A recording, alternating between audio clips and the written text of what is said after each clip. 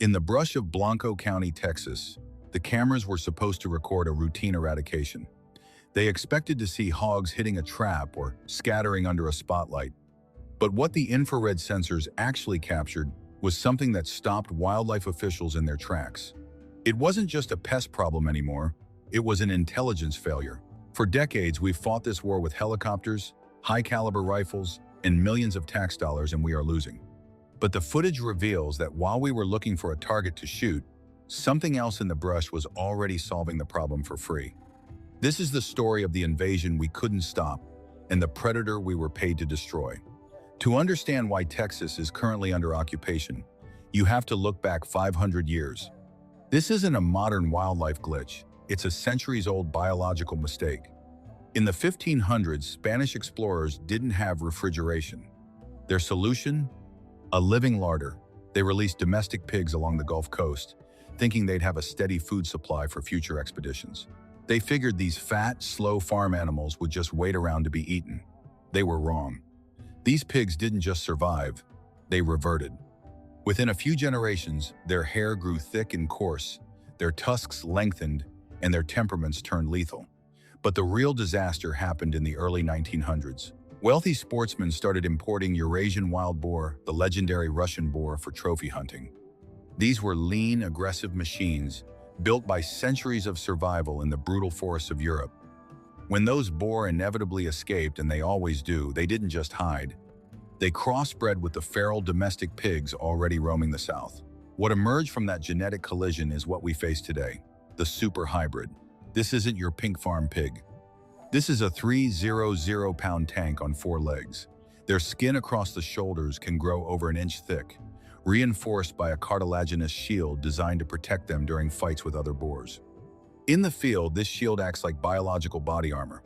If a hunter uses a light caliber round and doesn't hit a vital organ with surgical precision, the bullet simply flattens against the cartilage.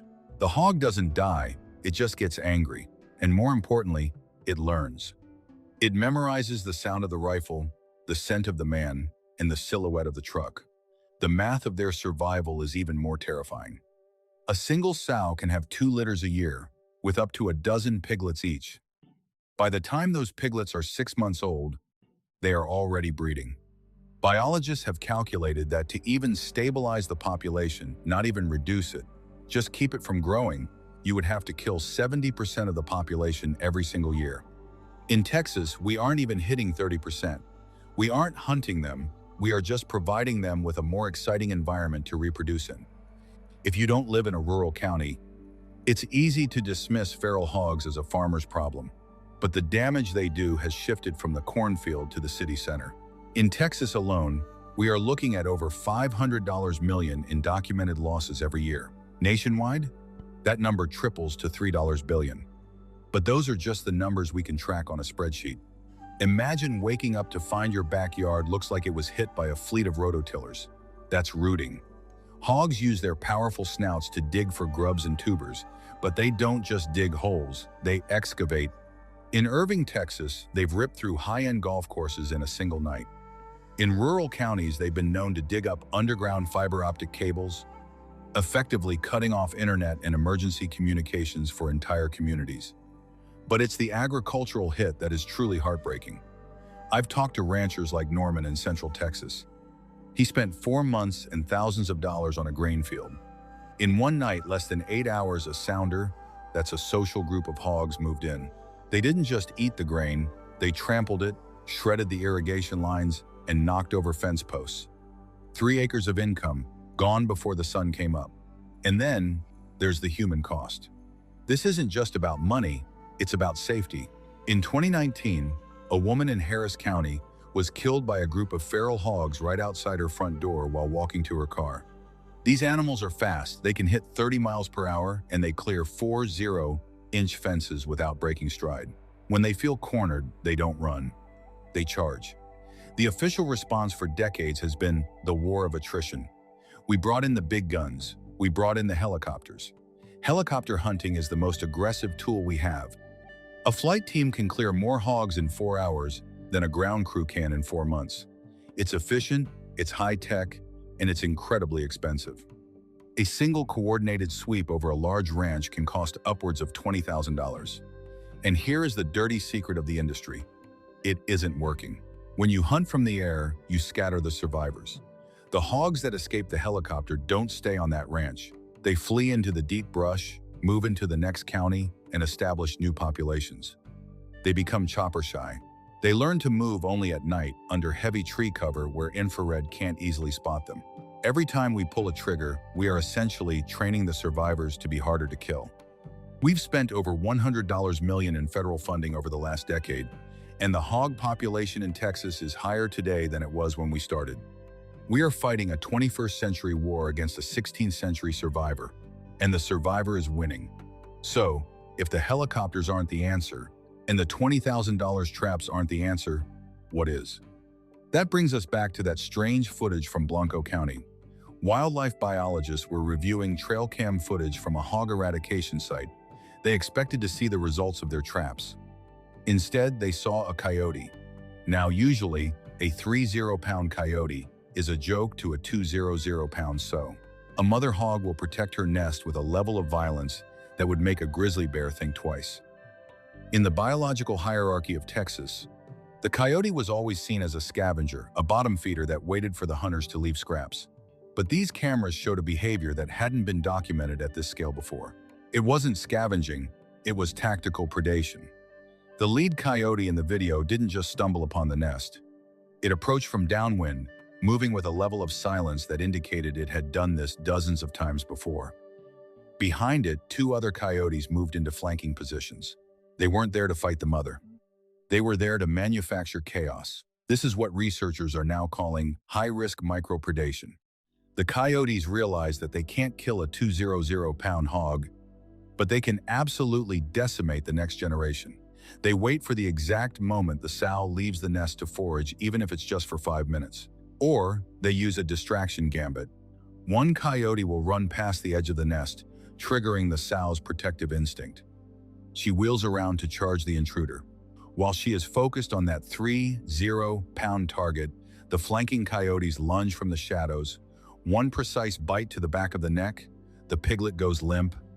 The coyote is back in the tree line before the mother can even complete her rotation. Total elapsed time, less than 5 seconds. When Dr. Michael Bodenchuk and his team started looking at the data, the coincidence evaporated. They did necropsies on coyotes across the hill country. They found that nearly a third of the coyotes had fresh piglet tissue in their stomachs. In Georgia, DNA testing on coyote scat showed piglet remains in over 30% of the samples. Think about that. While we were burning jet fuel in helicopters to kill a few hundred adults, the coyotes were quietly removing the interest on the biological debt. They were hitting the hogs where it actually matters, the breeding cycle. They weren't targeting the tanks, they were targeting the factory. And the most disturbing part of the story, we were paying people to kill the only thing that was actually working.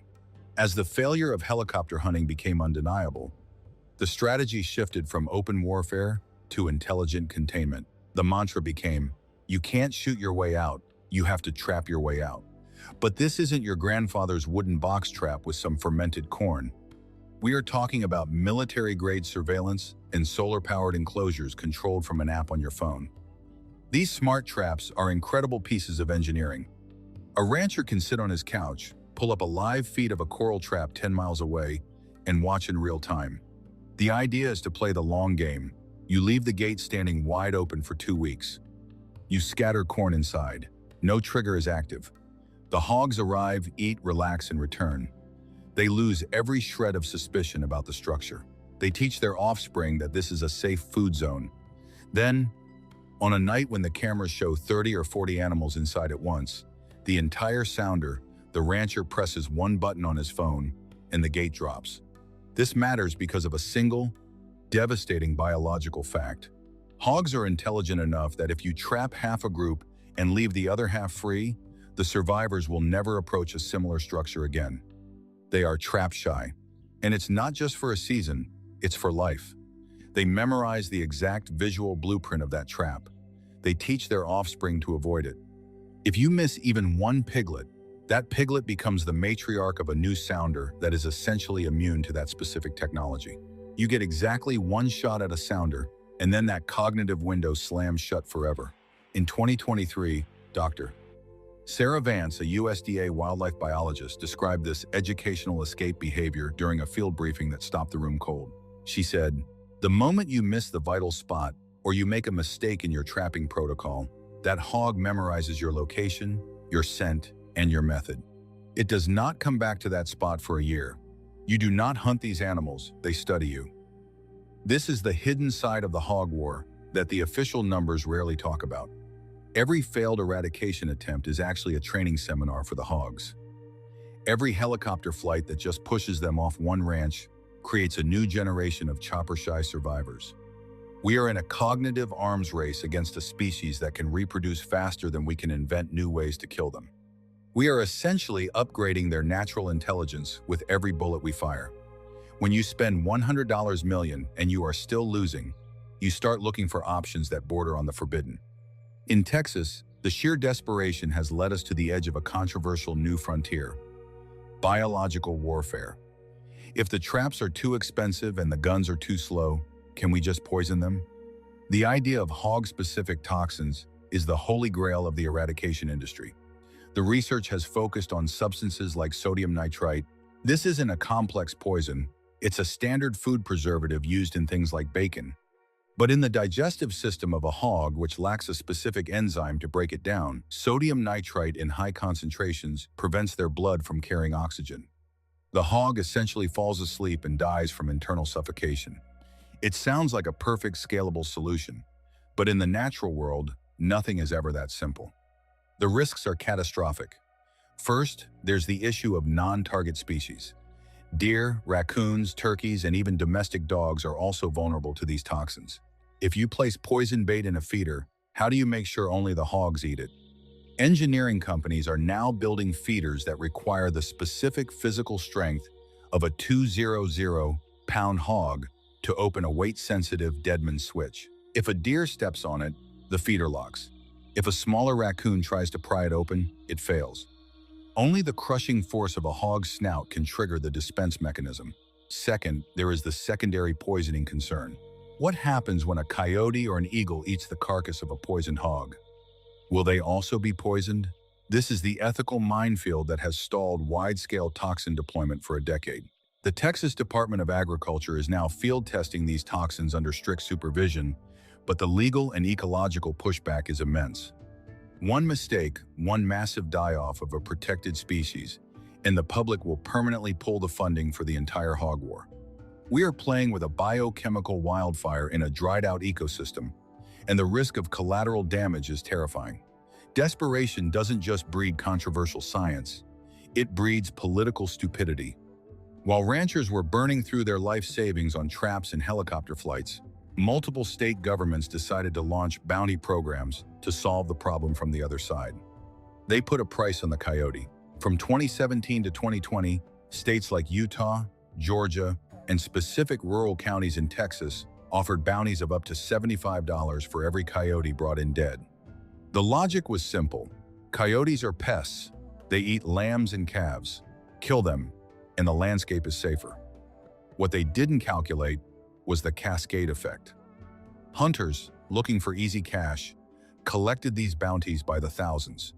Coyote populations in target regions plummeted, often by over 60% in a single season. The politicians patted themselves on the back for a job well done, but they had just poured gasoline on the feral hog fire. Remember the secret footage from Blanco County? The one where the coyotes were tactical, military-grade piglet assassins? Those were the animals being bountied. While ranchers were trying to kill adult hogs to save their crops, the state was paying people to destroy the only biological force capable of hitting the breeding cycle. In one specific Texas county where the coyote population was reduced by 60%, the feral hog population didn't just fill the gap. It tripled within 3 years. Let that sit for a moment. Taxpayer money was used to eliminate the natural correction mechanism of the ecosystem. We were wiping out the cure while paying a fortune for a temporary fix. It was a failure of ecological perspective so profound that it should be taught in every resource management school in the country. The bounty programs didn't stabilize anything. They actively destabilized the entire landscape. proving that when you make policy in a conference room instead of the brush, you are almost always paying for your own defeat. While the state was busy paying out bounties, the land was trying to tell us something. In the Texas Hill Country, the data started shifting in a way that didn't align with our hunting logs. In areas where coyote populations were left undisturbed, feral hog numbers didn't just stall, they began a steady, measurable decline. This is the coyote correction. We spent decades viewing the coyote as a nuisance, a trash scavenger that occasionally nipped at a calf. But the Blanco County footage revealed a sophisticated, elite predator that had undergone a massive behavioral shift. Ecologists believe this was human-caused. By eliminating traditional prey like rabbits and rodents through habitat destruction, we forced the coyote to innovate. And right next to them was the largest surplus of protein on the continent: millions of unguarded piglets. The coyote didn't just start eating pigs, they developed a culture of predation. They learned the fatigue window, that specific hour at dawn when a mother sow is physically depleted after a night of rooting. They learned the distraction gambit. They realized that they don't need to win a war against a 200-pound tank. They just need to win a 5-second skirmish against a 10-pound piglet. In parts of Oklahoma and Georgia, feral hog populations have dropped by as much as 20% in areas with high coyote density. No fuel spent, no bullets fired, no tax dollars wasted. The coyotes operate 7 nights a week in every weather condition, targeting the exact vulnerability that determines the future of the species, the next generation. As Dr. Vance stated in her most recent field report, the coyotes are not a supplement to our strategy, they are the strategy. Everything else we do is just support. The realization that individual effort was failing led to the most significant shift in human strategy: the landscape scale approach. For years, the Texas way was every man for himself. You trap your land and the hogs just run onto your neighbor's land. It was a game of pass the problem. But in counties like Atascosa, ranchers are now doing something revolutionary. They are talking to each other. They are pooling their resources to purchase shared trapping systems. These are mobile, high-tech units that move from property to property based on real-time satellite and camera data. When a sounder is spotted on Ranch A, the neighbors on Ranch B and C don't go out and shoot. They stay quiet. They let the hogs settle. They wait for the smart trap to do its work. By coordinating their efforts, they ensure that they aren't just scattering the population, they are removing entire genetic lines at once. This network effect has changed the math.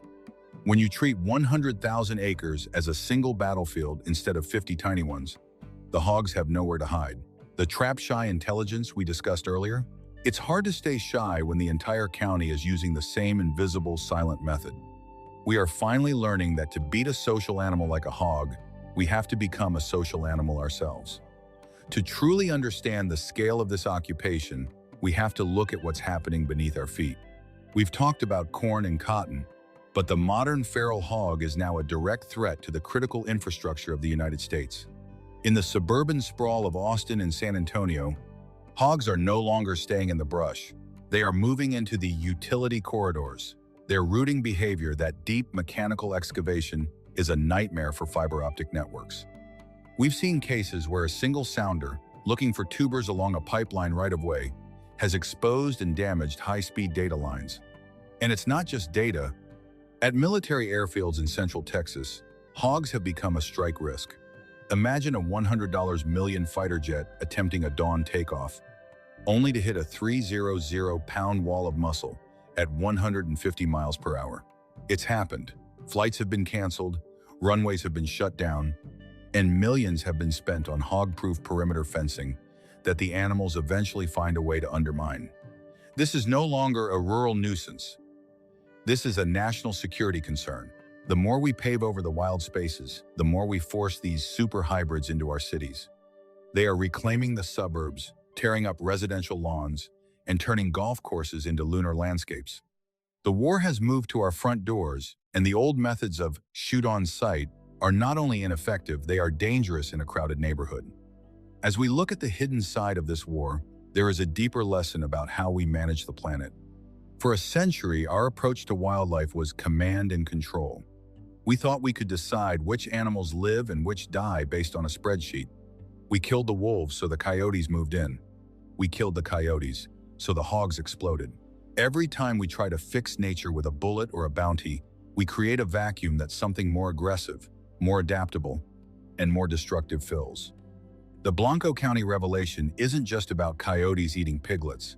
It's about ecological humility. It's the realization that the land has its own correction mechanisms that are far more efficient than anything we can invent. When we stop trying to eradicate and start trying to integrate, the results are striking. Ranchers who have moved toward coyote-friendly management are seeing their crop losses fall from 60% to nearly zero. They aren't spending $20,000 on helicopters. They are letting the predator-prey cycle do the work for them. They are realizing that a healthy coyote population is the best insurance policy a farmer can have. The solution wasn't a better trap or a faster bullet. It was the animal we spent 100 years trying to wipe off the map. The war in Texas isn't happening in a vacuum. As the super hybrid hog continues its march across North America, other nations are looking at the Blanco County footage with a sense of desperate urgency. Australia and New Zealand are currently facing their own parallel crisis. In the Australian outback, invasive feral pigs now outnumber humans by a significant margin. For decades, Australia followed the Texas playbook: heavy trapping, aerial culling, and bounty programs. And just like in Texas, the results were temporary. The pigs simply moved deeper into the bush, bred faster, and returned smarter. But the Texas model, this new shift toward integrated predator management, is changing the conversation globally. Biologists in Queensland are now studying the role of the dingo in controlling pig populations. For a century, the dingo was treated exactly like the American coyote, a pest to be trapped and poisoned. But researchers are finding that in areas where dingoes are allowed to maintain a stable pack structure, feral piglet survival rates plummet. The parallels are staggering. Whether it's a coyote in the hill country or a dingo in the outback, the correction mechanism is the same. The world is realizing that invasive species don't just happen because of bad luck. They happen because we dismantled the systems that were designed to keep them in check. We've spent 6,000 words analyzing the traps, the toxins, the helicopters, and the predators. But we have to ask the uncomfortable question: is total eradication even possible? If you talk to any USDA official off the record, they will tell you the same thing: no. At this point, with 6.9 million hogs spread across nearly every state, eradication is a political buzzword, not a biological reality. The math simply doesn't support it. To wipe them out, we would need to maintain a 70% kill rate across the entire continent simultaneously for years. We don't have the budget, the manpower, or the public stomach for that level of slaughter. The future isn't about winning a war. It's about managed coexistence. It's about shifting our goal from zero hogs to zero damage. This is where the coyote strategy becomes the only path forward. We can't be everywhere at once, but the coyotes can. We can't hunt every night, but the coyotes do. By shifting our focus from killing every adult hog to supporting the predators that suppress the birth rate, we move from a reactive war to a proactive balance. We stop trying to beat the math and start letting nature do the subtraction for us. The footage from Blanco County didn't just reveal a disturbing behavior, it revealed a mirror. It showed us that our biggest mistake wasn't the pigs we brought in 500 years ago, but the animals we kicked out 100 years ago. The coyote, the scavenger we underestimated, the pest we put a bounty on, turned out to be the most sophisticated weapon in the American arsenal. It adapted while we were busy failing. It innovated while we were busy spending. It found the attack vector that $100 million in federal funding couldn't find: the next generation. As we move deeper into the 21st century, the Texas hog war will be remembered as the moment we finally learned ecological humility. It's the story of a land that tried to heal itself while we were standing in the way. The next time you hear a coyote howl in the distance, don't think of it as a nuisance. Think of it as a sentinel. Think of it as the elite, four-legged infantry that is holding the line so you don't have to. The most effective weapon against the most destructive invasive species in history wasn't a bullet, a trap, or a helicopter. It was the animal we spent decades trying to eliminate. The war isn't over, but for the first time in 500 years, the tide is turning not because of us, but because we finally learned to get out of the way. If this deep dive into the hidden side of the hog war changed the way you look at the balance of nature, hit that subscribe button. We are going deeper into the footage nobody expected to find, uncovering the stories that stay hidden in the brush. What do you think? Should we protect the coyote, or is the risk to livestock too high? Let us know in the comments below. Thanks for watching.